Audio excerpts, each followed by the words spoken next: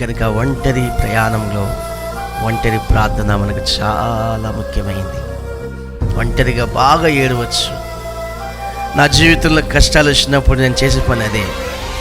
ఒంటరిగా వెళ్ళిపోయి 1 గంట ప్రార్థన చేస్తే కన్నీరు రాదు, ఇంకో గంట ప్రార్థన చేస్తే కొంచెం కన్నీరు వస్తుంటుంది, ఇంకో గంట ప్రార్థన చేస్తే మరి కొంచెం కన్నీరు వస్తూ ఉంటుంది, ఇంకో గంట ప్రార్థన చేస్తే మరి ఎక్కువ కన్నీరు వస్తూ ఉంటుంది. కన్నీళ్ళతో ప్రార్థన చేస్తూ ఉంటే గుండెలో ఉన్న బరువంతా దిగిపోతూ ఉంటుంది. అనేక సార్లు నా గుండె బరువు ఎక్కినప్పుడు అలా గంటల తరబడి ప్రార్థన చేస్తూ ఉంటే కన్నీరు రూపంలో నా హృదయంలో ఉన్న బరువంతా బయటికి వెళ్ళిపోతాను.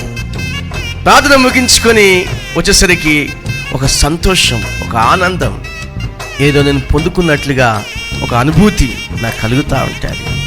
మోకాళ్ళలో సరిపోదు, ఈతలో మునిగి లేవాలి. అలాంటి విశ్వాసం మనకు కావాలి. ఒడ్డున ఉంటే సరిపోదు, లోతుకు రావాలి, లోతైన అనుభవంలో ఉండాలి.